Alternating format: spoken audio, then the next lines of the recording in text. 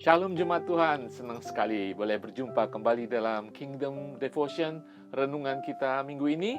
Saya percaya kita semua dalam pemeliharaan Tuhan. Haleluya, Allah kita setia, Allah kita baik. Mari kita tetap semangat di tengah-tengah berita dunia di mana Omikron sedang berkembang. Kita harus tetap semangat dalam Tuhan, tetap berdoa dan tetap merindukan Tuhan dalam setiap apa yang kita lakukan. Amin, haleluya saudara. Saya akan memulai seri yang baru, renungan ini dari kitab Galatia. Saudara sekalian, Rasul Paulus pertama kali memberitakan Injil, kabar baik di kota Galatia, kota yang maju, kota yang kaya. Disitulah banyak orang bertobat karena presentasi, penjelasan, pengkabaran Injil Tuhan oleh Rasul Paulus di Galatia. Dan di sana sudah terbentuk gereja, umat Tuhan di sana. Dan kemudian Rasul Paulus pergi ke tempat lain. Dan kemudian dia mendengar sesuatu terjadi di Galatia. Doktrin Injil Tuhan sudah dibelokkan. Ya, tidak lagi orang mempercayai Yesus 100%, tetapi iman dibangun oleh percaya kepada Yesus, tetapi ditambah dengan yang lain, yaitu mengikuti hukum-hukum Taurat yang ada. Disinilah Rasul Paulus menuliskan surat kepada jemaat di Galatia untuk mengingatkan mereka kembali, untuk membelokkan mereka kembali daripada doktrin-doktrin yang salah, dari nabi-nabi palsu, pengajar-pengajar yang tidak benar yang sudah masuk ke tengah-tengah jemaat.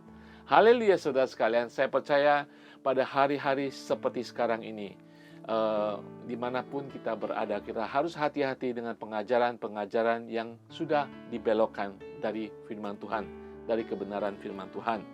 Saudara, Rasul Paulus memulai kitab ini dengan menjelaskan siapa kita di hadapan Tuhan sesudah kita menerima Yesus sebagai Tuhan dan Juru Selamat pribadi. Galatia 1 ayat yang pertama dan kedua mengatakan demikian. Surat Paulus kepada jemaat di Galatia.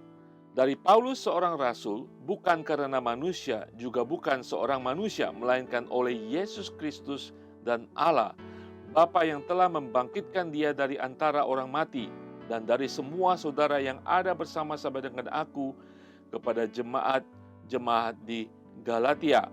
Haleluya saudara sekalian, Paulus ingin menjelaskan di awal suratnya kepada jemaat di Galatia bahwa dia melayani Tuhan adalah panggilan daripada Tuhan. Ya, sama hal dengan saudara dan saya, apapun keadaan kita, apapun panggilan kita, sederhana, panggilan dahsyat dengan mukjizat sekalipun, apapun panggilan saudara-saudara, seorang rasul atau seorang nabi, seorang gembala, pengajar dan sebagainya, pelayan di rumah Tuhan, kita dipanggil oleh Yesus Kristus, Allah yang hidup. Saudara, tidak hanya kita dipanggil, kita harus ingat, Paulus mengingatkan saudara dan saya bahwa hari ini sebagai umat Tuhan, kita dipanggil, diselamatkan, dan ditentukan untuk melayani Tuhan di dalam berbagai kapasitas dalam kehidupan kita. Amin, saudara. Kenapa Paulus harus menjelaskan ini? Karena saudara, karena di dalam jemaat pada saat itu dan mungkin saat ini juga terjadi, akan ada orang-orang yang mengkasta-kastakan panggilan seseorang, akan ada orang yang menganggap dirinya lebih tinggi ataupun lebih rendah. Kita sama karena kita dipanggil dan dipakai oleh Yesus Kristus, Tuhan dan Juru Selamat kita. Saudara, betapa kita sering ya dalam kehidupan perjalanan iman kita kadang diombang-ambing oleh pengertian tidak benar. Ya, mari kita mulai dengan identitas kita dalam Tuhan. Amin. Yang kedua, kita harus bisa memperkatakan firman Tuhan dengan benar. Untuk seperti Rasul Paulus menyatakan kabar baik bagi banyak orang. Kita bersyukur saudara, kita dipanggil untuk melayani. Mari kita melayani dengan sungguh-sungguh. Pertama, kita mengerti siapa kita, panggilan kita untuk kita diutus.